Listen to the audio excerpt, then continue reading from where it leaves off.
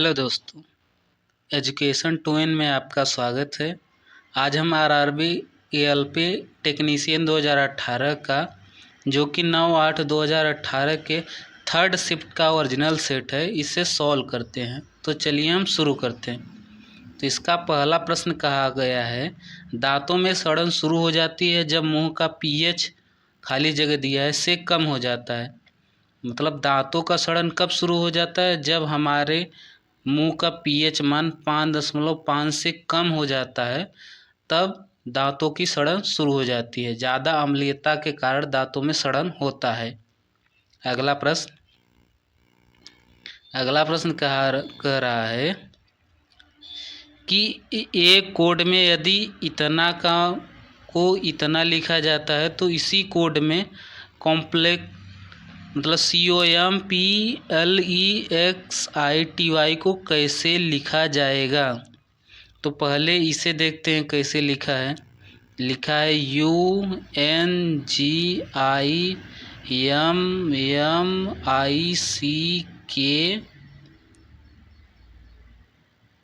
आई के बाद CKY है, तो ये लिखा गया है। यम पहले ये वाला लिखा गया है, उसके बाद आई दूसरा लिखा गया है, उसके बाद जी लिखा गया है, उसके बाद एन लिखा गया है, उसके बाद यू लिखा गया है। फिर इसी तरह आधे अक्षर को भी पलटा गया है। तो पहले लिखा गया है वाई, उसके बाद लिखा है गया KCIM। उसी प्रकार जब हम इसे सॉल्व करेंगे तो पहले आधे भाग को लिखेंगे। पहले लिखेंगे यल, यहाँ से आधे भाग को, उसके बाद P, उसके बाद M, उसके बाद O, फिर C। फिर इस आधे भाग को पीछे से शुरू करेंगे लिखे। पहले Y, फिर T, फिर I, फिर X, उसके बाद E। यही जो बनेगा वही लिखा जाएगा, जो कि ऑप्शन नंबर 4 में दिखाया गया है। ये इसका सही जवाब है। अगला प्रश्न देखते हैं। अगला प्रश्न कह रहा है कि भारत की विदेशी खुफिया सेवा रिसर्च और एनालिसिस विंग रा के वर्तमान निर्देशक कौन है? तो वर्तमान निर्देशक जो थे वो अनिल कुमार धस्ताना थे। यह पुराना है, लेकिन इस समय खुफिया सेवा और रिसर्च के एनालिसिस विंग यानी रॉ के जो नए निर्देशक हैं वो कोई दूसरा है, उसे आप लोगों को याद करना होगा। अगला प्रश्न है, नोबेल पुरस्कार जीतने वाले एकमात्र भारतीय अर्थशास्त्री कौन है? तो इसका उत्तर हो जाएगा अमर्त्य सेन, जो कि ऑप्शन नंबर 2 में दिया गया है। यही इसका सही जवाब है। अगला प्रश्न देखते हैं। अगला प्रश्न कह रहा है, उस समय का चयन करें जो किसी घड़ी में 9:30 में की सही दर्पण छवि को दर्शाएगा। तो जो दर्पण छवि दर्शाने वाला सूत्र होता है तो उसे 11.60 मतलब 11:60 में हम यह संख्या जो दिया गया है वही घटाएंगे। तो 9:30 को घटाएंगे तो आ जाएगा 2:30, यानी 2:30 पे जो समय दिखाएगा सही छवि दर्पण में वह घड़ी में दिखाएगा 9:30 पे। तो इसका उत्तर हो जाएगा ऑप्शन नंबर 3, 2:30। अगला प्रश्न देखते हैं। अगला प्रश्न कह रहा है, निम्न हल करें। ये जो दिया गया है समीकरण, इसे हमें हल करना है। तो पहले इससे भाग देंगे, 16 से 48 में भाग देंगे, माइनस से माइनस कट जाएगा, 16 से इसमें भाग देंगे 3 आ जाएगा। 3 को जब हम कोष्टक है इससे बाहर निकालेंगे तो -5 और -3 होगा, क्योंकि यहाँ माइनस का चिन्ह लगा हुआ है। तो इसे जोड़ेंगे तो -8 आ जाएगा। तो यहाँ से हल करते हैं, 22 -1/4 और इसे जोड़ेंगे तो -5 -3 होगा -8। तो इसे काटेंगे 2 बार और ये माइनस इस माइनस से गुणा हो जाएगा तो प्लस हो जाएगा। तो यह गुणा जब हो जाएगा तो 22 होगा पहले, और ये माइनस वाला ये माइनस के साथ गुणा होगा तो प्लस हो जाएगा 2। 22 में 2 जोड़ेंगे आएगा 24। 24 जो कि ऑप्शन नंबर पहले में दिया गया है, यही इसका सही जवाब है। अगला प्रश्न देखते हैं। अगला प्रश्न कह रहा है कि दिए गए प्रश्न को ध्यानपूर्वक पढ़ें और बताएं कि इसका उत्तर देने के लिए निम्नलिखित कथनों में कौन पर्याप्त है। एक्स, वाई और जेड की औसत मजदूरी क्या है। तो पहले कथन में कहा गया है वाई का वेतन जेड एक्स प्लस जेड का आधा है। इससे तो औसत मजदूरी नहीं निकल सकती क्योंकि किसी की मजदूरी दी नहीं गई है। लेकिन जो कथन दूसरा है एक्स और वाई एक साथ जेड से 40 रुपये अधिक कमाते हैं और जेड 500 रुपये कमाता है, इससे तो औसत निकाल सकते हैं। जब कह रहे हैं जेड जो कमाता है वह 500 कमाता है और एक्स और वाई अगर साथ कमाएंगे तो जेड से 40 रुपये अधिक यानी 540 कमाएंगे। तो हमें तीनों का मजदूरी निकल गया और इसका अगर हम योग करेंगे, जैसे लिखेंगे 0, इसे लिखेंगे 4, इसे 10 और इसका हम 3 से भाग देंगे क्योंकि एक संख्या, दो संख्या और तीन संख्या। 3 से भाग देंगे, 3 त्रिका 9, 3 अठे 24 औसत निकालेंगे। 3 से काटेंगे, 3 त्रिका 9 बचा 1, फिर 3 चौक 12, हासिल लगा 2, फिर 3 छक 18, फिर 3 छक 18, मतलब 346.66 आएगा। ये औसत आ गया और हमसे कह गया कि औसत मजदूरी क्या होगी, यानी जो दूसरा विकल्प है इससे तो हम औसत आसानी से ज्ञात कर सकते, यानी केवल 2 इसका कथन सही है। तो ऑप्शन देखिए, पहले में कहा गया है केवल कथन 2 से पर्याप्त है जबकि केवल कथन 1 अपर्याप्त है, यही इसका सही जवाब होगा। अगला प्रश्न देखते हैं। अगला प्रश्न कह रहा है कि संख्या इतना दिया गया है, इसमें 9 और 5 के स्थानीय मान का अंतर हमें ज्ञात करना है।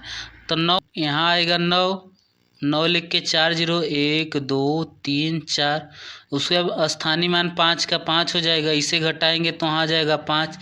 यहाँ 9 होगा क्योंकि पहले 10 था, इससे हासिल लेके अब यहाँ 9 बचा है तो 9 लिखेंगे। यहाँ भी 9 बचा है, यहाँ भी लिखेंगे। यहाँ भी 9 बचा है यहाँ, और यहाँ 8 बचा है क्योंकि एक हासिल दे दिया था इसे, यानी इसका उत्तर इतना आ जाएगा।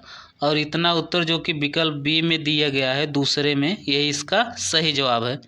अगला प्रश्न देखते हैं। अगला प्रश्न है ऊपर उठाए गए हथौड़े के पास क्या होता है। तो जब हम कोई ऊपर उठाए रहेंगे हथौड़े तो उसमें क्या होता है, तो उसमें स्थितिज ऊर्जा होता है, क्योंकि स्थितिज ऊर्जा को जो फार्मूला होता है, स्थितिज ऊर्जा, इसका जो फार्मूला होता है वो होता है mgh। m होता है द्रव्यमान, g होता है गुरुत्वाकर्षण और h हाइट होता है। और उठाने पर जो हाइट बना है वो स्थितिज ऊर्जा के रूप में रूपांतरित हो जाएगा। इसका उत्तर हो जाएगा स्थितिज ऊर्जा। अगला प्रश्न देखते हैं। अगला प्रश्न कह रहा है कि मास m के साथ चलती हुई वस्तु की गतिज ऊर्जा E का मूल्य क्या होगा यदि इसकी गति को v से बढ़ाकर 2v तक दोगुना कर दिया जाए। तो जो काइनेटिक एनर्जी होता है वो होता है 1/2 mv²। तो अगर हम इसे हल करेंगे तो लिखेंगे काइनेटिक एनर्जी, यानी इसे हम लिखते हैं इतना बराबर 1/2 m और v²। v का मान हमें दोगुना करना है तो लिखेंगे 1/2 m 2v² टोटल का। तो इसे हम लिखेंगे 1/2 m 4, 2 का स्क्वायर हो जाएगा 4, v² ही रहेगा। तो हम इस 4 को बाहर निकाल के लिखेंगे 4, उसके बाद कोष्टक में लिखेंगे 1/2 m v² और इसका मान हो जाएगा काइनेटिक एनर्जी, यानी लिखेंगे 4 काइनेटिक एनर्जी के लिए ke लिखेंगे क्योंकि इसका मान होता है काइनेटिक एनर्जी, यानी 4 ke इसका मान होगा, जो कि ऑप्शन नंबर 2 में दिया गया है। यह 4e यही इसका सही मान होगा। अगला प्रश्न देखते हैं। अगला प्रश्न कह रहा है कि निम्नलिखित में कौन सा एक अम्ल का गुण नहीं है। तो आप लोग चारों ऑप्शन देख लीजिए, थोड़ा छोटा करके आप लोग दिखाते हैं। पहला ऑप्शन है, पहला विकल्प, अम्ल नीले लिटमस को लाल में परिवर्तित कर देता है, यह तो सही है। दूसरा है अम्ल का स्वाद खट्टा है, दूसरा विकल्प भी सही है। तीसरा कह रहा है अम्ल क्षार के साथ मिलकर लवण बनाता है, ये भी सही है। लेकिन जो चौथा कह रहा है कि अम्ल का स्वाद कड़वा होता है, तो ये गलत है, क्योंकि जो अम्ल होता है उसका स्वाद खट्टा होता है। इसी प्रकार जब आप देखेंगे साइट्रिक एसिड, जो कि अम्ल में होता है, मतलब नींबू में होता है साइट्रिक एसिड, एसिड है और साइट्रिक भी है, तो अम्ल जब आप नींबू का प्रयोग करेंगे तो वो खट्टा होगा, यानी जितने भी अम्ल है उनका स्वाद खट्टा होता है। लेकिन ये जो चौथा ऑप्शन कह रहा है कि अम्ल का स्वाद कड़वा होता है, यही गलत है। अगला प्रश्न देखते हैं। अगला प्रश्न कह रहा है कि यदि दी गई आकृति में प्रत्येक का केवल एक बार प्रयोग करके 3 समूह बन सकते हैं तो वह समूह होंगे। तो आप लोगों इसे बना सकते हैं, फिगर आपको बड़ा करके दिखाते हैं।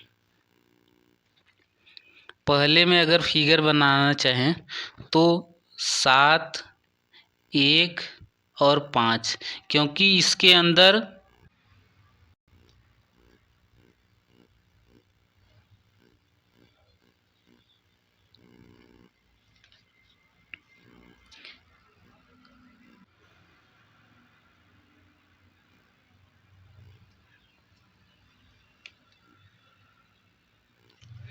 तो इसका उत्तर देखते हैं। इसका उत्तर जो है ऑप्शन नंबर 4 वाले विकल्प को देखिए कि केवल पूर्ण धाराएं एक अंतर्निहित है, ये इसका सही जवाब है। अगला प्रश्न कह रहा है कि मानव नरों में मूत्र और वीर्य के प्रवाह के लिए एक ही अंग होता है, जिसे क्या कहते हैं, तो उसे मूत्र मार्ग कहते हैं, ये इसका सही जवाब है। अगला प्रश्न कह रहा है कि यम कक्षा में शामिल हो सकने वाले इलेक्ट्रॉनों की अधिकतम संख्या होती है। तो हम इसे हल करेंगे। के, एल, एम और एन होता है, इसमें 2 होता है, इसमें 8 होता है, इसमें 18 होता है, इसमें भी 18 होता है। तो इसका उत्तर हो जाएगा पहला कि यम कक्षा में कितने इलेक्ट्रॉनों की संख्या है, तो इलेक्ट्रॉनों की 18 इलेक्ट्रॉनों की संख्या है। अगला प्रश्न देखते हैं। अगला प्रश्न कह रहा है कि निम्नलिखित में से कौन एक एम्फोटेरिक ऑक्साइड है। तो इसका जो जवाब होगा ऑप्शन नंबर 4, एल्युमिनियम ऑक्साइड जो होगा वही इसका सही जवाब है। अगला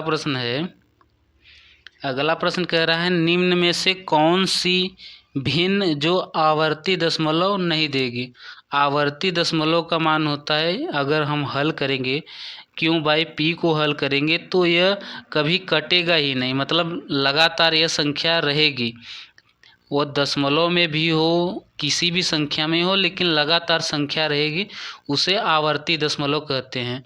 जैसे अगर हम काटें 20/3 करें तो यह कभी नहीं कटेगा, क्योंकि 6 बार कटेगा, फिर दशमलव लेंगे 0 आएगा, फिर 6, फिर 6, फिर 6, फिर 6, लगातार यह संख्या बनी रहेगी। इसे ही आवर्ती दशमलव कहते हैं। लेकिन इसमें कह रहा है कि आवर्ती दशमलव नहीं है, हमें नहीं ज्ञात करना है। तो जो ऑप्शन नंबर 2 है, पहले इससे सॉल्व करेंगे। जो दूसरा विकल्प दिया है कि 7/56, इसे काटेंगे तो 1/8 आएगा, और हम लिखेंगे, अगर इसे भाग देंगे तो दशमलव, पहले दशमलव बढ़ाएंगे तो 0 बढ़ाएंगे, एक बार जाएगा 8 × 8, फिर 8 दूनी 16, फिर 8 × 5 = 40, यह पूर्ण रूप से कट गया। यानी यही जो दूसरा विकल्प है यही आवर्ती दशमलव नहीं है। इसका सही जवाब है ऑप्शन नंबर बी। अगला प्रश्न देखते हैं। अगला प्रश्न कह रहा है कि जब हम अवधि तालिका के समूह में नीचे जाते हैं तो क्या होता है, तो उसमें सेलों की संख्या बढ़ जाती है। ऑप्शन नंबर जो सी है, विकल्प तीसरा, यही सही जवाब है। अगला प्रश्न है ऊतक क्या होते हैं? तो ऊतक हमें ज्ञात करना है, ऊतक क्या होते हैं। तो इसका सही जवाब है जो वे कोशिकाएं जो मूल रूप से दिखने में कार्य करने में समान हो वह ऊतक कहलाते हैं। यही इसका सही जवाब है। अगला प्रश्न देखते हैं। अगला प्रश्न कह रहा है किसी संख्या में 28% का मान 35 है तो संख्या में ज्ञात करना है। तो जो 28% का मान है हम मान ले रहे हैं वो संख्या यक्स है। यक्स का कह रहा है 28% 35 है तो हमें यक्स का मान निकालना है। तो यक्स लिखेंगे इधर लिखेंगे 35/28 और परसेंटेज जो रहेगा तो परसेंटेज नीचे से ऊपर हो जाएगा क्योंकि यहाँ जो परसेंटेज है 28/100 होगा। तो जो बट्टे में यहाँ 100 होगा इसे हम ऊपर लिख दे रहे हैं। तो हम 7 से काटेंगे इसे 5 बार। 7 बचे 5 से नहीं 7 से काटेंगे 7 से काटेंगे इसे 4 बार और 7 से इसे काटेंगे 5 बार और ये 4 को इसे काटेंगे 25 बार। इस 25 का गुणा इस 5 में करेंगे तो 25 में 5 का गुणा करेंगे तो आएगा 125। यक्स का मान आएगा 125। हमें वही संख्या पूछा है, संख्या क्या होगी तो 125 होगी। ऑप्शन नंबर 1 यही सही जवाब है। अगला प्रश्न देखते हैं। अगला प्रश्न कह रहा है अगला प्रश्न जो कह रहा है कि भारत के किस पूर्वी राज्य में 2022 में 39वें राष्ट्रीय खेलों की मेजबानी की जिम्मेदारी ली है। तो इसका उत्तर हो जाएगा मेघालय। मेघालय ने 2022 में 39वां राष्ट्रीय खेल की मेजबानी ली है। अगला प्रश्न कह रहा है कि दिए गए प्रश्न पर विचार करें और निर्णय लें कि प्रश्न का उत्तर देने के लिए निम्न में से कौन सा कथन पर्याप्त है। दिया गया है स्वाति नमिता से कैसे संबंधित है। पहला वक्तव्य दिया गया है स्वाति का पति नमिता की इकलौती माँ का पुत्र है। इससे भी स्वाति और नमिता का संबंध निकाला जा सकता है।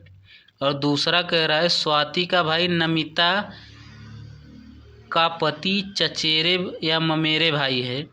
इससे भी रिलेशन निकाला जा सकता है। यानी दोनों कथन से उत्तर देने के लिए पर्याप्त है।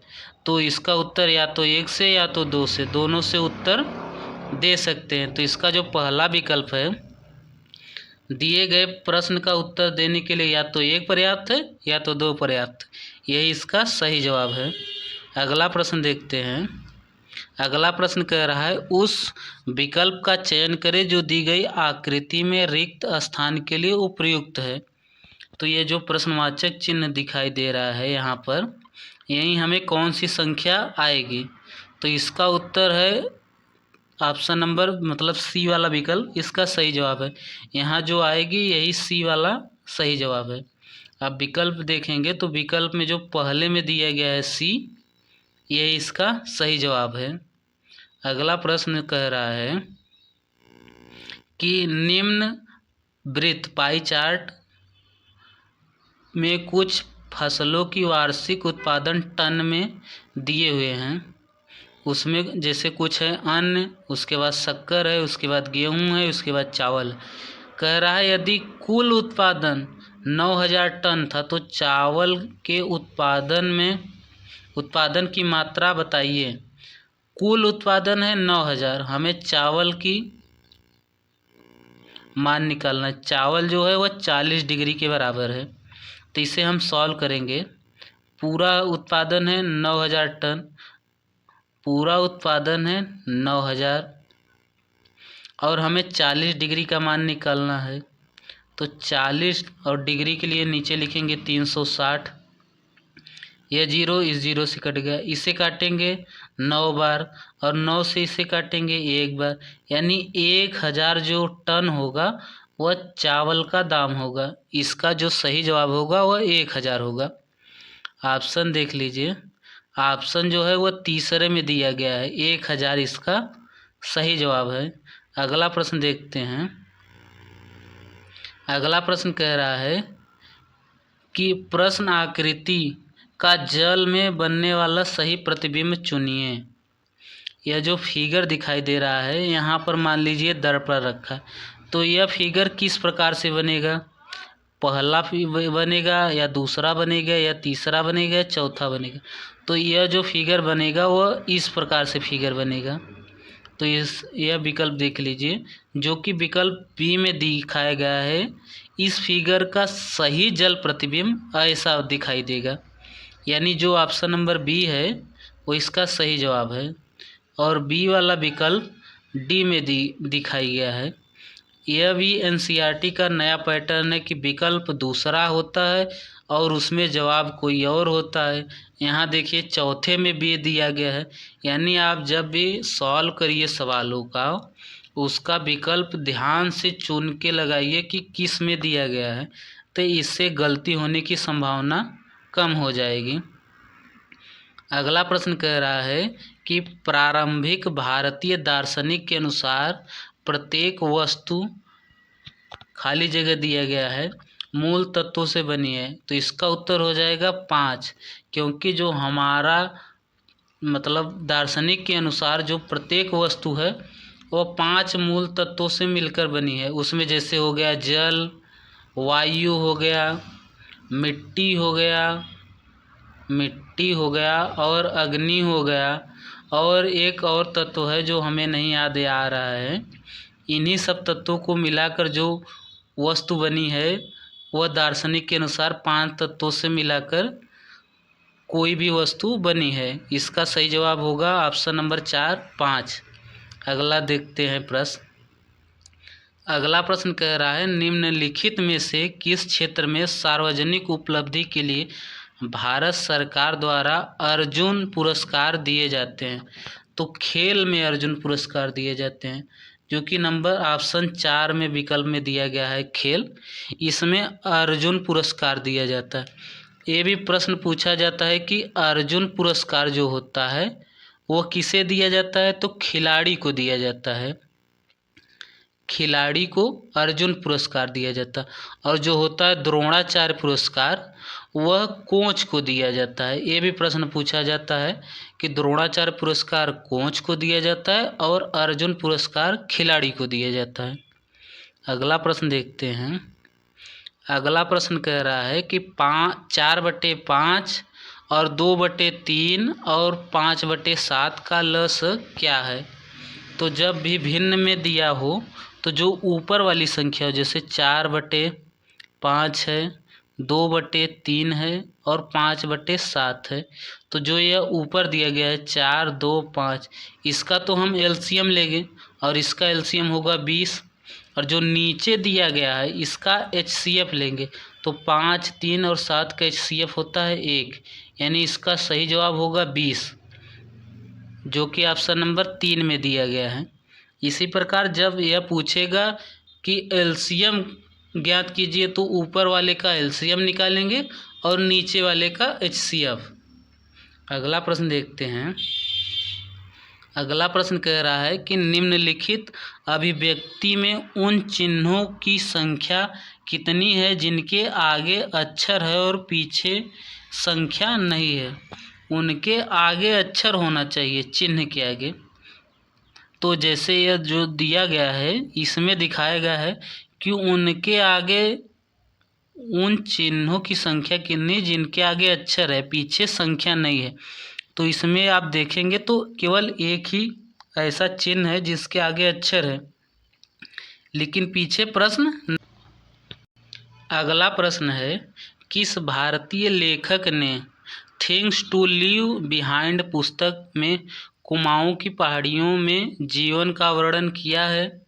तो इसका जो उत्तर होगा वह होगा नमिता गोखले, जो कि तीसरे विकल्प में दिया गया है। यह इसका सही जवाब है। अगला प्रश्न है समस्या चित्र के श्रेणी को उत्तर चित्र में से किस एक उपयुक्त चित्र के लिए चयन को पूरा करें? ये जो फिगर दिखाई दे रहा है आप लोगों को, यह जिस प्रकार से संबंधित है इससे, यह फिगर जिस प्रकार से इससे संबंधित है वही फिगर किससे संबंधित होगी। तो हम ये बताएंगे जो ऊपर वाला फिगर है वह नीचे आ गया है, तो ये जो ऊपर वाला फिगर होगा वह भी नीचे आ जाएगा, यानी जो ऐसे बना है चतुर्भुज वह नीचे आ जाएगा, और ये वाला ऊपर चला जाएगा फिगर, ये वाला ऐसे बन जाएगा। और यह जो कलर किया हुआ है ये बराबर के जो नीचे दिखाई दे रहा है, उसके बाद बिना कलर का हो गया, तो यह नीचे वाला जो होगा वह कलर के हो जाएगा, क्योंकि बिना कलर के है फिर कलर के हो जाएगा। और ऐसा फिगर आप लोगों को ऑप्शन नंबर 2 में दिखाई दे रहा है, जो इसका सही जवाब है। आप लोग इसका फिगर जो है 2 और वह तीसरे ऑप्शन में दिया गया है, यही जो है इसका सही जवाब है। अगला प्रश्न कह रहा है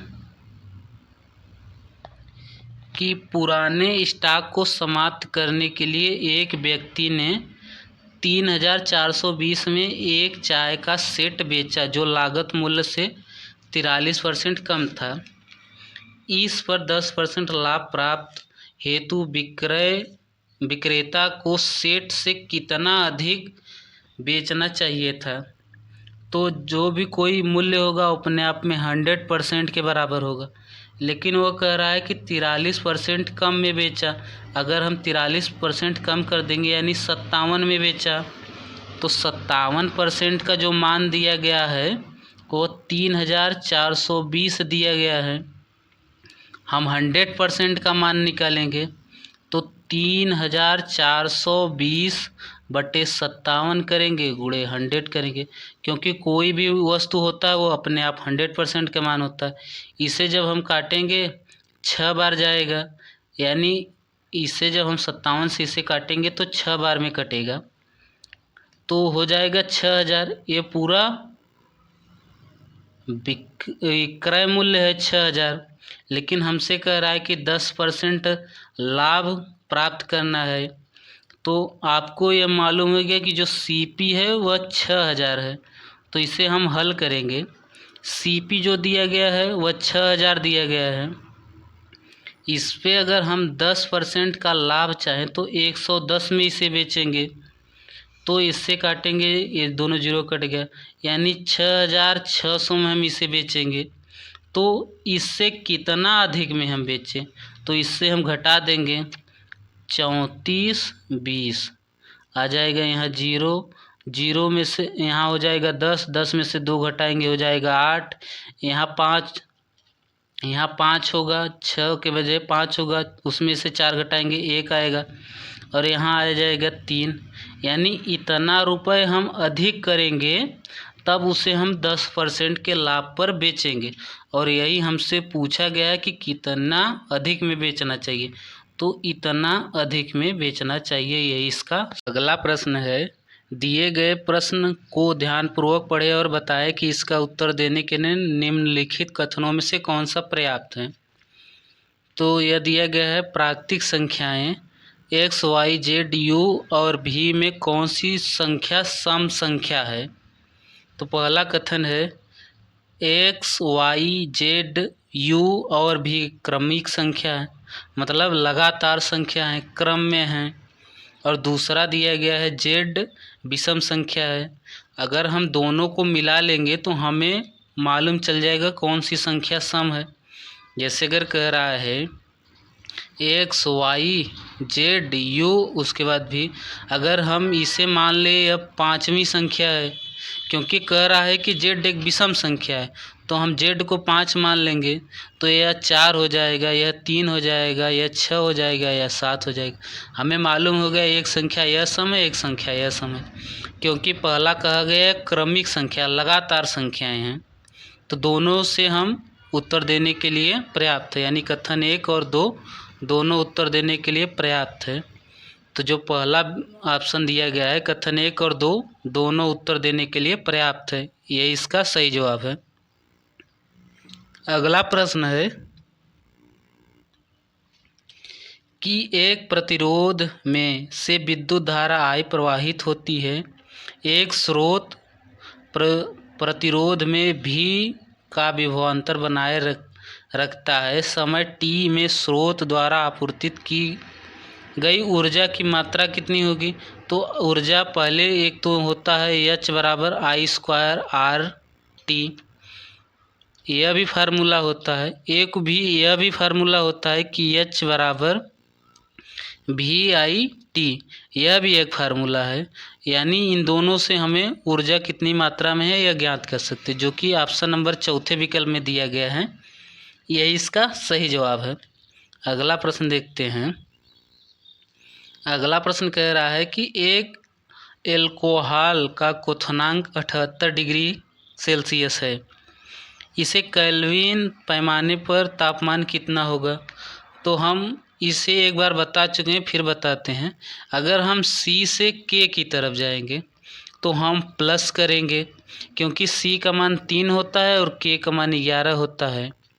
जब हम डिग्री सेल्सियस से केल्विन में जाएंगे तो 273 प्लस करेंगे, और जब हम केल्विन से डिग्री सेल्सियस में आएंगे तो 273 माइनस करेंगे। हमें दिया गया है डिग्री सेल्सियस में और पूछ रहा है केल्विन में, यानी 273 में हम जोड़ेंगे 78, जो कि यहाँ दिया गया है। इसे जोड़ेंगे तो आ जाएगा 351 केल्विन। ऑप्शन नंबर जो 4 है ये इसका सही जवाब है।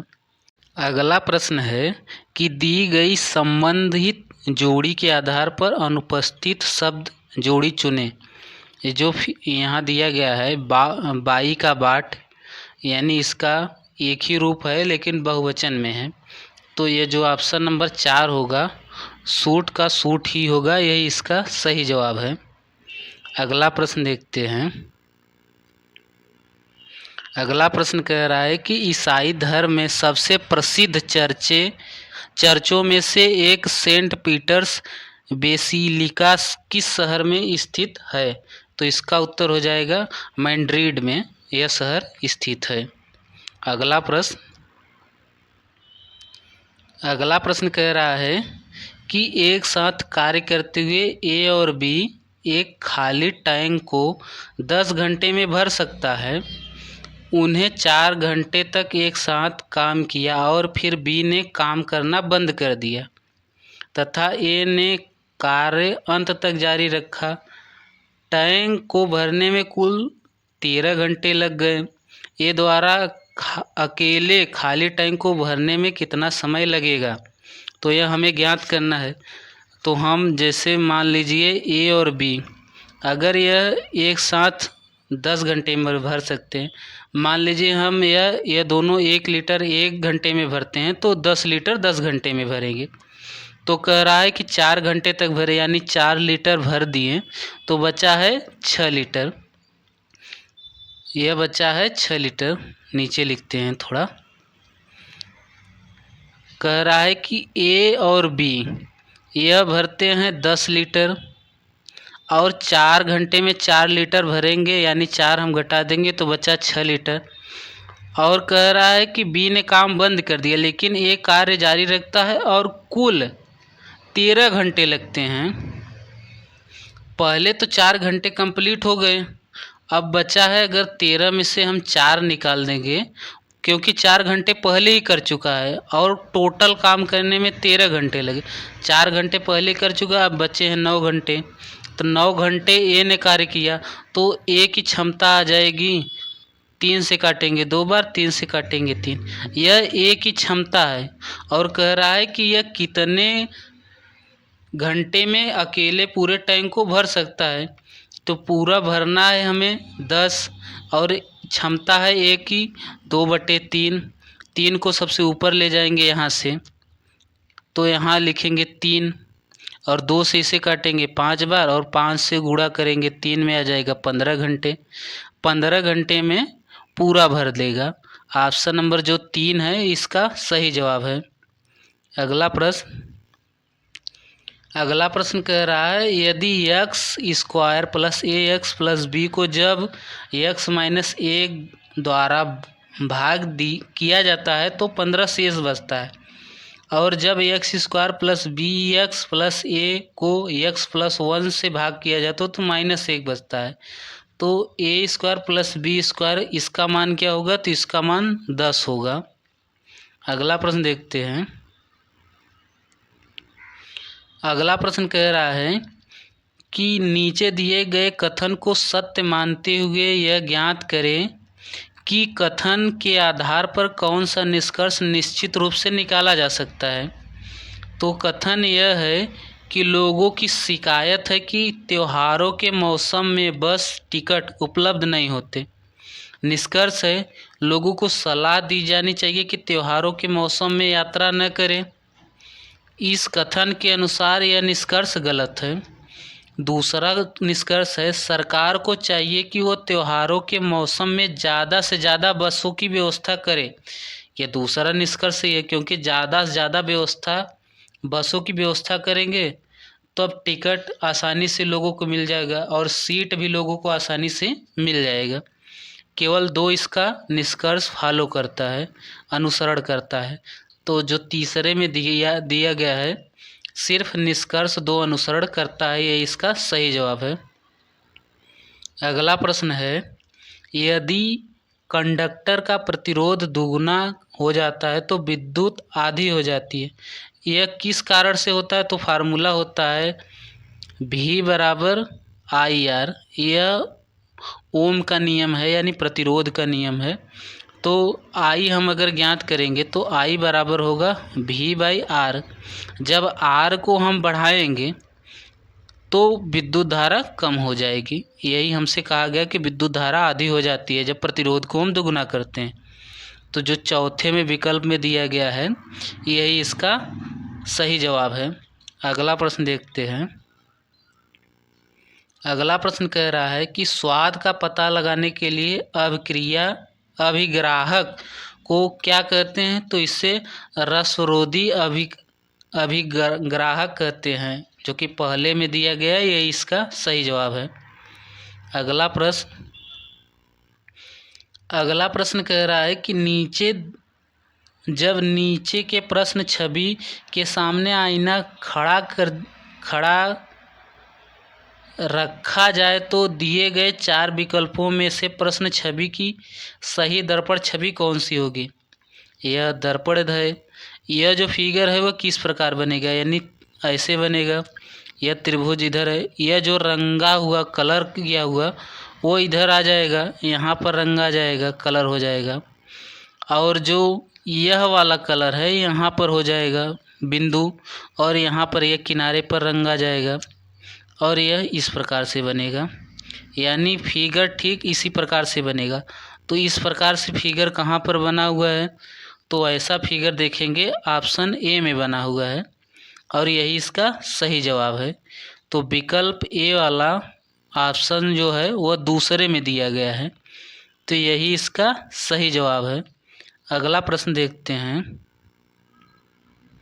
अगला प्रश्न कह रहा है कि मिश्रण में रेत और बजरी का अनुपात 17:8 है, जबकि बजरी और सीमेंट का अनुपात 6:17 है। तो मिश्रण में रेत और सीमेंट का हमें अनुपात ज्ञात करना है। तो पहले दिया गया है रेत, उसके बाद दिया गया है बजरी, उसके बाद दिया गया है सीमेंट। तो यह है 17, यह है 8, और इसे जब कहेंगे तो यह है 6 और यह है 17। बजरी है 6 और सीमेंट है 17। हमें बजरी को बराबर करना है, क्योंकि बजरी दोनों में दिया गया। अगर हम इसे बराबर करेंगे, इसमें 3 का गुणा करेंगे तो इसमें भी 3 का गुणा करेंगे, और इसमें हम 4 का गुणा करेंगे। यह भी 24 हो गया, यह भी 24 है, यानी बजरी दोनों के अनुपात में बराबर हो गया। तो इसमें भी हम 4 का गुणा करेंगे। और हमसे पूछा गया है कि रेत का और सीमेंट का अनुपात ज्ञात करना है। रेत का जो इतना है और सीमेंट का है 17/4, यह अनुपात है। तो 17 से 17 कट जाएगा, अनुपात बचेगा 3:4, जो कि पहले में दिया गया है। यह इसका सही जवाब है। अगला प्रश्न देखते हैं। अगला प्रश्न है फरवरी 2018 से तेलंगाना के मुख्यमंत्री कौन है? जो तेलंगाना के पहले मुख्यमंत्री भी हैं, तो इसका उत्तर हो जाएगा चंद्रशेखर राव। लेकिन इस समय तेलंगाना के मुख्यमंत्री दूसरा कोई है, क्योंकि यह पुराना करेंट है। आप लोगों को नए करेंट को याद करना होगा। अगला प्रश्न कह रहा है कि सार्वभौमिक गुरुत्वाकर्षण कॉन्ट्रैक्ट जी के मूल्य का खोज किसके द्वारा की गई? तो इसका उत्तर हो जाएगा हेनरी कैवेंडिश। ये जो थे वो कैपिटल जी को खोज किए थे, और जो स्मॉल जी होता है यह गुरुत्वाकर्षण होता है, जबकि यह होता है यह सार्वत्रिक गुरुत्वाकर्षण होता है। इसका मान कहीं नहीं बदलता। कैपिटल जी जो है इसका मान कहीं नहीं बदलता, लेकिन जो स्मॉल जी है इसका मान स्थान, मतलब कहीं ऊपर जाएंगे तो दूसरा मान होगा, नीचे जाएंगे तो दूसरा मान होगा, मतलब स्थान के अनुसार इसका मान बदलता रहता है। अगला प्रश्न है, यदि कोई वस्तु त्रिज्या r के वृत्ताकार पथ के चारों ओर जाने में t सेकेंड का समय लेती है, तो वेग भी निम्न में से किसके द्वारा दिया जाता है? तो जो चाल होता है यानी v बराबर दूरी बटे समय हमें दिया गया है कि वृत्ताकार पथ पे, तो वृत्ताकार पथ की जो दूरी होती है वो 2πr होती है, यह टोटल दूरी है, और समय दिया है t सेकेंड, यानी v का मान जो होगा वो इतना होगा 2πr बटे t, जो कि ऑप्शन नंबर तीसरे विकल्प में दिया गया है 2πr इंटू टी बटे टी, ये इसका सही जवाब है। अगला प्रश्न है कि नीचे दिए गए समीकरण में एक तरफ से किन्हीं दो अंकों को प्रतिस्थापित कर दिया जाए ताकि समीकरण का वामावस्थ और दामवस्थ दोनों बराबर हो जाए, मतलब दाहिना वाला ये भी बराबर हो जाए और बायां वाला ये भी बराबर हो जाए। तो हम इसे सॉल्व करते हैं। तो हम पहले इसे हटाएंगे 4 को और यहाँ से 7 को, तो लिखेंगे 5 + 3 × 6 - 7 लिखेंगे बटे 2। तो यह कटेगा नहीं, क्योंकि 2 से काटेंगे दशमलव में आएगा, यानी पहला नहीं हो सकता। दूसरा देखेंगे, 5 को हटाएंगे और 2 को हटाएंगे, तो यहाँ 5 के जगह 2 लिखेंगे + 3 × 6 - 4 और भागे 2, इसे काटेंगे 2 से तो यहाँ आ जाएगा 2, तो यहाँ लिखेंगे 2। यह बराबर है 4 × 3 - 10 और 2 के जगह हम लिखेंगे 5, इसे काटेंगे तो आ जाएगा 2, वो भी माइनस में, यहाँ आ जाएगा 2 + 7, ये हो जाएगा 12, 12 में से 2 जाएगा 10 होगा, और उसमें 7 जोड़ेंगे 17 हो जाएगा। और इसे गुणा करेंगे 6 × 3 = 18, यहाँ हो जाएगा 18, क्योंकि यह 2 माइनस में है, यह 2 प्लस में, कट जाएगा, यहाँ 18 हो जाएगा। यानी एक तरफ तो 18 है, दूसरा तरफ 17 है, यानी यह भी विकल्प सही नहीं है।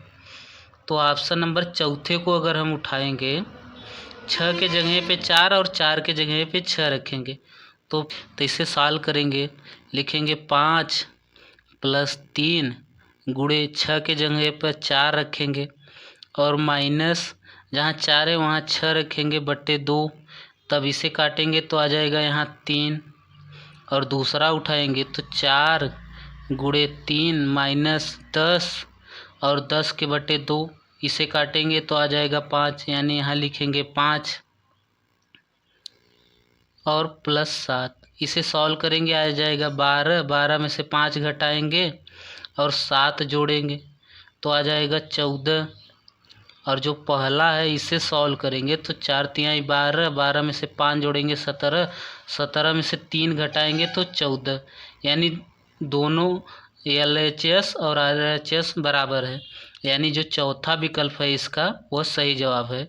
ऑप्शन नंबर 4 इसका सही जवाब है। अगला प्रश्न देखते हैं।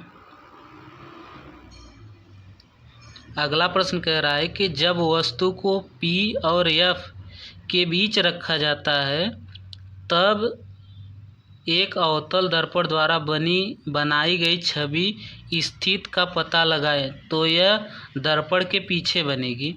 यानी जो चौथा विकल्प है दर्पण के पीछे बनेगी, ये इसका सही जवाब है।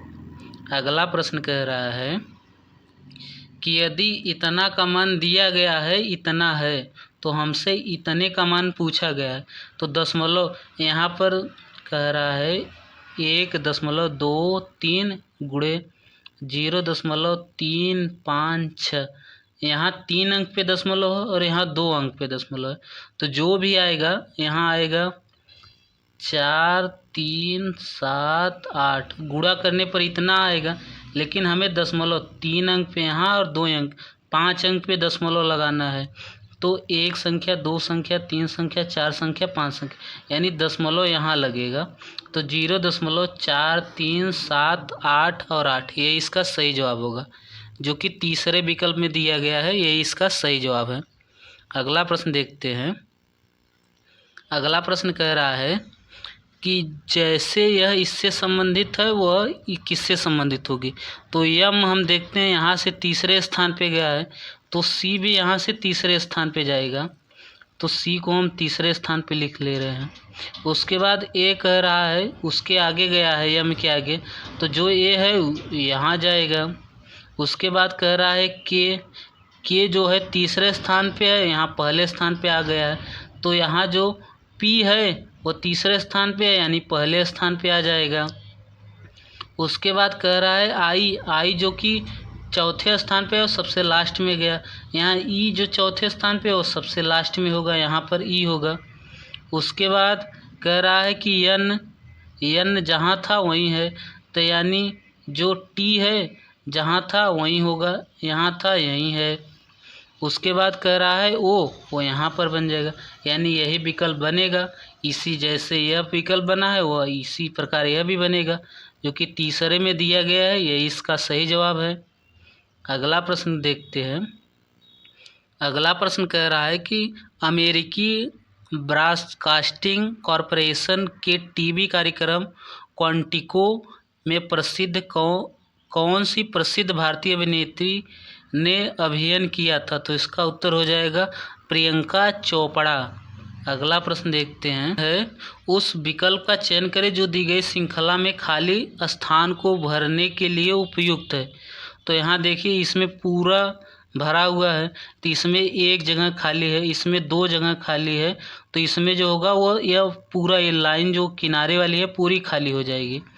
तो आप विकल्प देख लीजिए, विकल्प जो है वो तीसरा दिखाई दे रहा है, यह पहले वाली पूरी लाइन खाली है, जबकि यह पूरी लाइन भरी हुई है, यह इसका सही जवाब होगा। अगला प्रश्न है, अगला प्रश्न देखते हैं। अगला प्रश्न है फरवरी 2018 से हैदराबाद के आईपीएल टीम सनराइजर हैदराबाद के मालिक कौन है। तो इसका उत्तर हो जाएगा कलानिधि मारन। अगला प्रश्न देखते हैं। अगला प्रश्न कह रहा है कि प्रश्न चित्र को उत्तर चित्रों में से उपयुक्त विकल्प को पूरा करिए। तो आप लोग पहले बड़ा करके फिगर दिखाते हैं। इसमें देखिए ये वाला जो फिगर है इसमें 2 हाथ 2 पैर है, इसमें इस प्रकार से बना है और इसमें इस प्रकार से बना है, तो हमें भी इन्हीं को पूरा देखते हुए बनाना है। तो आप लोग ध्यान से देखेंगे तो इसमें जो बना हुआ है इस प्रकार से देखिए, जो इस प्रकार से बना हुआ है वही इस प्रकार से भी बना हुआ है, तो वही हम इस प्रकार से भी बनाएंगे। तो इसका जो जवाब होगा वो ऑप्शन नंबर बी वाला जो विकल्प है वही इसका सही जवाब है। तो आप लोग ऑप्शन देख लीजिए, तो जो बी वाला है वो पहले में दिया गया है, यही इसका सही जवाब है। अगला देखते हैं। अगला कह रहा है कि दी गई युक्ति पर विचार करें और तय करें कि दी हुई पूर्ण धाराओं में से कौन निहित है। युक्ति है सभी लड़कियों को उपन्यास पढ़ना पसंद है। पूर्ण धाराएं केवल उपन्यास ही पठनीय होता है। दूसरा पूर्ण धारा है किसी भी लड़कियों को कुछ और पढ़ना पसंद नहीं है। तो यह तो युक्ति जो दी गई है पूर्ण धाराएं दोनों गलत है, क्योंकि केवल उपन्यास ही पठनीय है यह तो नहीं हो सकता। और सी बहुत सी किताबें हैं जिसे पढ़ना है। और कहना दूसरा जो पूर्ण धाराएं हैं, किसी भी लड़की को कुछ और पढ़ना पसंद नहीं है, ये भी नहीं कहा गया। यानी दोनों निष्कर्ष गलत है, न तो एक सही है न तो दो। ऑप्शन नंबर 4 में यह दिया गया है, न तो एक विकल्प और न तो दो निहित है, यही इसका सही जवाब है। अगला प्रश्न कह रहा है कि एक तांबे की तार को मोड़कर एक वर्ग बनाया जाता है जिसका क्षेत्रफल 121 वर्ग सेंटीमीटर है। यदि इसी तार को मोड़कर एक वृत्त बनाया जाता है तो वृत्त का क्षेत्रफल कितना होगा। तो इसे सॉल्व करते हैं। जो वर्ग है ए स्क्वायर होता है, वर्ग का मान यह 121 दिया है, यानी ए का मान निकालेंगे तो आ जाएगा 11। वर्ग का जो क्षेत्रफल होता है वो ए स्क्वायर होता है, ए स्क्वायर का मान 121 दिया है, ए का मान 11। और जो वर्ग होगा वह चारों भुजाओं का जो मतलब चारों भुजाएं या परिमाप होगा। तो ए का परिमाप ज्ञात करेंगे अगर वर्ग का, तो 11 में 4 का गुणा कर देंगे, आ जाएगा 44। और यह जो परिमाप होगा यही परिमाप वृत्त का भी परिमाप होगा। जो वृत्त की परिमाप होगा वह भी यही होगा। और वृत्त की परिमाप होता है 2πr और इसका मान 44 दिया गया है, क्योंकि वृत्त की परिधि जो होती है अरे वर्ग की, वो इसी का यह वृत्त बनाया गया है, तो इसकी जो भी परिधि होगी वो भी 44 होगी। तो हम r का मान निकालेंगे तो यहाँ लिखेंगे 2, ये जो 2 इधर बचा है वो नीचे लिखेंगे, और पाई का मान होता है यहाँ लिखेंगे 22, ऊपर लिखेंगे 7।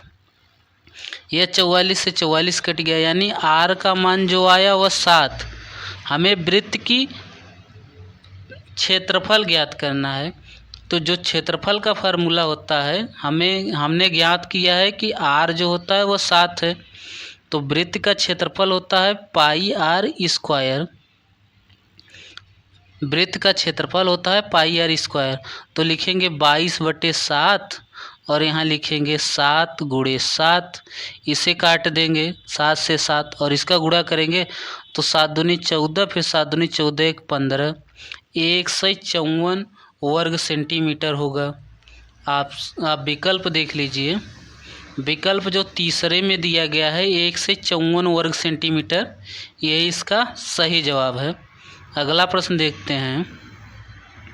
अगला प्रश्न कह रहा है कि उस विकल्प चित्र का चयन करें जो निम्न चित्रों की सीरीज में आगे आएगा। यहाँ पर देखिए ये जो 4 फिगर बनाए, यहाँ पर भी 4 फिगर, और दूसरे में देखेंगे ऊपर में 3 हो गया, फिर तीसरे में देखेंगे फिर नीचे वाले में भी 3 हो गया बराबर। अब चौथे में देखेंगे ऊपर 2 हो गया है तो नीचे वाले में भी 2 करेंगे इसमें। तो जो यह है वो ऑप्शन नंबर सी में दिखाई दे रहा है, यही इसका सही जवाब है। आप देख लीजिए विकल्प, जो विकल्प सी है वो दूसरे में दिया गया है, यही इसका सही जवाब है। अगला प्रश्न देखते हैं। अगला प्रश्न कह रहा है कि 2 चचेरे भाई की वर्तमान आयु का योग 46 वर्ष है। 8 वर्ष पहले बड़े की आयु छोटे की आयु की दोगुनी थी। तो बड़े चचेरे भाई की वर्तमान आयु ज्ञात करना है। तो अगर टोटल का योग दिया है 46 वर्ष, कह रहा है 8 वर्ष पहले, अगर हम 8 वर्ष बड़े में से भी और 8 वर्ष छोटे में से, दोनों में से 8 वर्ष घटाएंगे तो 16 वर्ष कम हो जाएगा, तो आ जाएगा 30।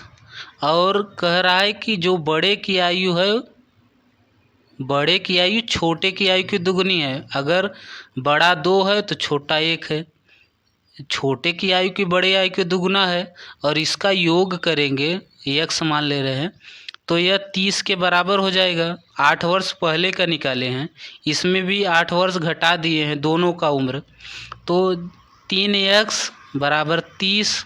तो x का मान निकालेंगे आएगा 10। तो बड़े की आयु जो होगी वो 20 वर्ष होगी और छोटे की आयु 10 वर्ष होगी। हमसे पूछा गया है कि वर्तमान में, ये तो 8 वर्ष पहले इनकी आयु, इसमें 8 जोड़ेंगे तो ये 28 का होगा, इसमें 8 जोड़ेंगे तो ये 18 वर्ष का होगा। तो बड़े की वर्तमान आयु जो है वो 28 वर्ष है। ऑप्शन नंबर बी इसका सही जवाब है। अगला प्रश्न देखते हैं। अगला प्रश्न कह रहा है कि एक प्रकार के अलैंगिक प्रजनन को पहचान कीजिए जिसमें जड़, तने, पत्तियां और पत्तियां जैसे पौधे के कुछ हिस्से के माध्यम में प्रजनन शामिल है। तो जो पत्तियां हैं वो तो पौधे में होता है, यानी जो पहला होगा वनस्पति प्रजनन, यही इसका सही जवाब है। अगला प्रश्न देखते हैं। अगला प्रश्न कह रहा है कि दिसंबर 2018 की कौन सी तिथियों को बुधवार होगा। तो हमें ज्ञात करना है, तो हम निकालते हैं कि 1 दिसंबर 2018 को कौन सा दिन होगा। तो निकालेंगे 1 दिसंबर के लिए, तो लिखेंगे दिसंबर के लिए पहले तारीख का निकालेंगे तो 1 होगा। उसके बाद महीने का कोड 5, उसके बाद लास्ट का 2 डिजिट, फिर पूर्णांक 4 और ईयर का कोड 6। इसे सॉल्व करेंगे तो आ जाएगा शेष 6। इसे पूरा काटेंगे तो आ जाएगा शेष 6। यानी जो पहला दिन होगा वह शनिवार होगा, क्योंकि 1 को सोमवार होगा, 2 को मंगल, 3 को बुध, 4 को बृहस्पति, 5 को शुक्र और 6 को शनिवार। तो 1 तारीख को शनिवार होगा, 2 तारीख के मंगलवार होगा, 3 के नहीं 1 तारीख के शनिवार होगा। फिर से बताते हैं, 1 तारीख को शनिवार, 2 तारीख के रविवार, 3 तारीख के सोमवार, 4 तारीख के मंगलवार और 5 तारीख के बुधवार। यानी जो पहला बुधवार होगा वह 5 तारीख के होगा। इसमें 5 जोड़ेंगे, दूसरा 12 तारीख के, इसमें 5 जोड़ेंगे 19 तारीख के, इसमें 7 जोड़ेंगे तो 26 तारीख को। यानी पहला बुधवार 5 को है, दूसरा 7 जोड़ेंगे 12 को, तीसरा 7 जोड़ेंगे 19 को और चौथा 26 को, जो कि पहला चौथा जो ऑप्शन है ये इसका सही जवाब है। अगला प्रश्न देखते हैं। तो अगला प्रश्न देखते हैं। अगला प्रश्न कह रहा है कि W, X, Y और Z आरोही क्रम में व्यवस्थित 4 संख्याएं हैं।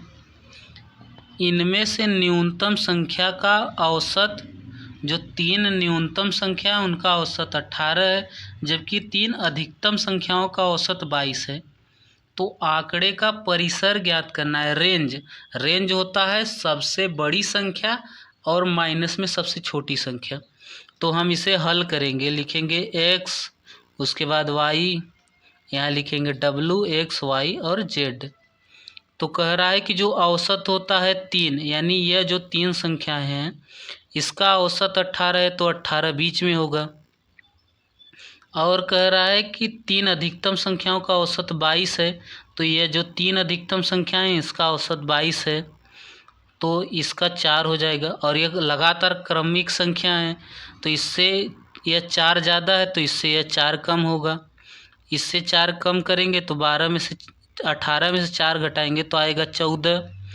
और इसमें से यह 4 भी ज़्यादा होगा क्योंकि यह क्रमिक संख्या है, तो 22 में 4 जोड़ेंगे आएगा 26। और रेंज कहता है सबसे बड़ी संख्या में से सबसे छोटी संख्या घटाएंगे, जो कि 12 आएगा, यही रेंज है। 12 इसका सही जवाब है। आप विकल्प देखेंगे तो विकल्प जो तीसरे में दिया गया है यही इसका सही जवाब है। अगला प्रश्न है, दिया गया है खाली जगह की प्रक्रिया में लोहे को जस्ता की एक कोडिंग द्वारा संरक्षित किया जाता है। तो इसका उत्तर हो जाएगा लोहे को जो जस्ते से कोडिंग किया जाता है उसे ग्लाइजाइजेशन कहते हैं, जो कि दूसरे में विकल्प में दिया गया है, यही इसका सही जवाब है। अगला प्रश्न है कि यदि tan थीटा बराबर 7/24 तो p का मान क्या होगा। यहाँ दिया गया है, इसमें हमें p का मान ज्ञात करना है। तो हम इसे सॉल्व करेंगे। अगर जो tan थीटा होता है और लाल बटे कक्का यानी लंब बटे आधार, अगर हम इस प्रकार से फिगर बनाएंगे तो यह लंब हो गया, यह 7 है, यह 24 है और यह 25 है। इस प्रकार से आप हल करेंगे तो हम tan थीटा का भी मान निकालेंगे, सेक थीटा का भी मान निकालेंगे और साइन थीटा का मान निकालेंगे और निकाल के इसमें रख देंगे। उसके बाद p का मान हम ज्ञात कर सकते हैं। तो p का मान होगा 75, जो कि दूसरे विकल्प में दिया गया है। यह इसका सही जवाब है। अगला प्रश्न कह रहा है कि दिए गए वेन आरेख में से कौन सा उस कोच का प्रतिनिधित्व कर रहा है जो एक खिलाड़ी भी है लेकिन लड़की नहीं है, यानी वो गर्ल में नहीं आएगी। ये जो गर्ल है इसमें नहीं आएगी। तो कोच भी है और प्लेयर है। प्लेयर मतलब ये जो टी है वह कोच भी है और प्लेयर भी है। तो इसका जवाब होगा टी, जो कि तीसरे विकल्प में दिया गया है टी। ये इसका सही जवाब है। अगला प्रश्न कह रहा है कि एक, फिर खाली प्रश्नवाचक का चिन्ह दिया गया है, उसके बाद 3 कह रहा है लुप्त अंक ज्ञात कीजिए यदि इसके गुणक 13 और 11 है। तो 13 में अगर हम 11 का गुणा करेंगे तो आ जाएगा 143 और हमसे ये पहला वाला 1 भी दिया गया है और 3 भी दिया गया है। हमें जो खाली जगह है वहाँ 4 आएगा, जो कि चौथे विकल्प में है। यही इसका सही जवाब है। अगला प्रश्न देखते हैं। अगला प्रश्न कह रहा है यदि a-1/a का मान 1 है तो इसका मान ज्ञात करना है। हम लिखेंगे a-a/a बराबर 1 है, तो हम दोनों पक्षों का वर्ग करेंगे। तो यहाँ लिखेंगे a² प्लस 1/a² माइनस 2 लिखेंगे, यहाँ a लिखेंगे 1/a, एक ए से कट जाएगा बराबर 1 होगा। यह माइनस को जो चिन्ह है बराबर के उस पार ले जाएंगे तो प्लस हो जाएगा। तो इसे हम यहाँ पर लिखते हैं a² प्लस 1/a², जो बराबर होगा यह -2 उस पार जाएगा प्लस 2 हो जाएगा। 2 में 1 जोड़ेंगे 3 हो जाएगा, यानी a² प्लस 1/a² का मान जो होगा वह 3 होगा, जो कि विकल्प तीसरे में दिया गया है 3। यही इसका सही जवाब है। अगला प्रश्न कह रहा है कि ऊपर दिए गए अनुक्रम को देखिए और बताइए कि कौन सा अक्षर समूह से संबंधित नहीं है।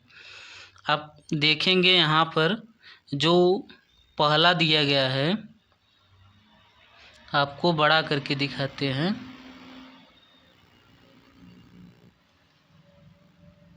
ये जो दिया गया है पहले a दिया गया है, उसके बाद o दिया गया है, उसके बाद प्लस। तो यहाँ हम a से o की तरफ जाएंगे तो इसके बीच की संख्या 1 2 3 4 5 संख्या है। फिर o से प्लस की तरफ जाएंगे तो इसके भी 5 संख्या है और ये पूरा संख्या बन गया। फिर दूसरा देखेंगे, दूसरा ए वाला विकल्प देखेंगे तो पहले यम है तो हम यम यहाँ देखते हैं, यम है।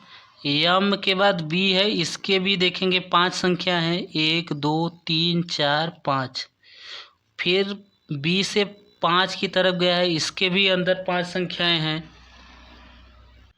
इसी प्रकार यह भी बन जाएगा। लेकिन जब हम ऑप्शन नंबर चौथा उठाएंगे, ये डॉलर वाला उठाएंगे तो जब 2 से 5 की तरफ जाएंगे, 2 से पी की तरफ जाएंगे। पहले देखते हैं डॉलर यहाँ पर है, यहाँ से 2 की तरफ गए तो ये तो 5 है, 1 2 3 4 5। जबकि 2 से हम जब जाएंगे पी की तरफ तो यहाँ पूरा 6 है, 1 2 3 4 5 6 संख्याएं हैं। तो यही जो है वह गड़बड़ है, यानी $2p यही संख्या गड़बड़ है, जो कि दूसरे विकल्प में दिया गया $p यही लोगों से अन्य से भिन्न है। अगला प्रश्न देखते हैं। अगला प्रश्न कह रहा है कि दिए गए वक्तव्य पर विचार करें और तय करें कि दी गई मान्यताओं में कौन सी निहित है। पहला दिया गया है वक्तव्य दिया गया है, श्याम गीता को कहता है श्रीलंका तक पहुंचने का तरीका हवा और पानी के माध्यम से है। मान्यता है गीता श्रीलंका की यात्रा करना पसंद करती है। यह तो वक्तव्य में नहीं कहा गया, यानी ये गलत है। पता नहीं वो श्रीलंका घूमना पसंद करती है या नहीं। श्याम लोगों को सलाह देने का शौक है, ये भी नहीं कह सकते। यानी जो पहला मान्यता और दूसरा मान्यता है ये दोनों गलत हैं।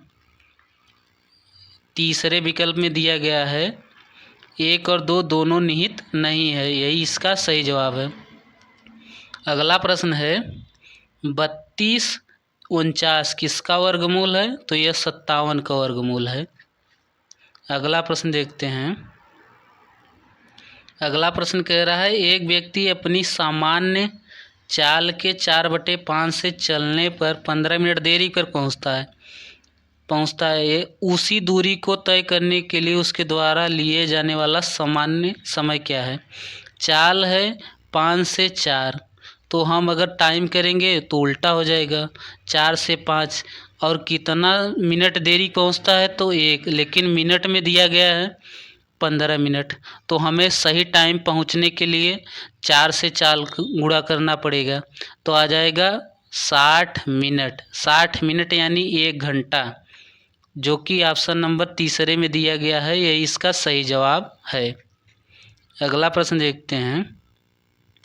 अगला प्रश्न कह रहा है कि बंगाल का पहला विभाजन किस वर्ष हुआ था? खाली जगह में दिया गया है कि किस वर्ष हुआ था, तो 1905 ईस्वी में पहला विभाजन हुआ था, यही इसका सही जवाब है। अगला प्रश्न कह रहा है कि अपने बाएं हाथ में पेन को पकड़कर एक व्यक्ति अपना प्रतिबिंब शीशे में देख रहा है, तो पेन दाएं हाथ में है, यह निम्न में से किस घटना के कारण होता है? तो समतल दर्पण जो होता है, जो हम शीशा है जिसे हम यूज करते हैं बाल झाड़ने के लिए या दाढ़ी बनाने के लिए, उसमें देखते हैं जो पार्श्व दर्पण होता है वो हम अगर दाहिने हाथ में होता है तो वो बाएं हाथ में होता है। तो जो सिंपल दर्पण होता है या साधारण दर्पण होता है उसमें पार्श्व उल्टा होता है, मतलब जो दाहिना हाथ है वो बायां हाथ दिखाएगा, जो बायां हाथ है वो दाहिना हाथ दिखाएगा। तो इसका उत्तर है जो ऑप्शन नंबर 4 पार्श्व व्युत्क्रमण के कारण होता है। हमारे वीडियो को देखने के लिए धन्यवाद।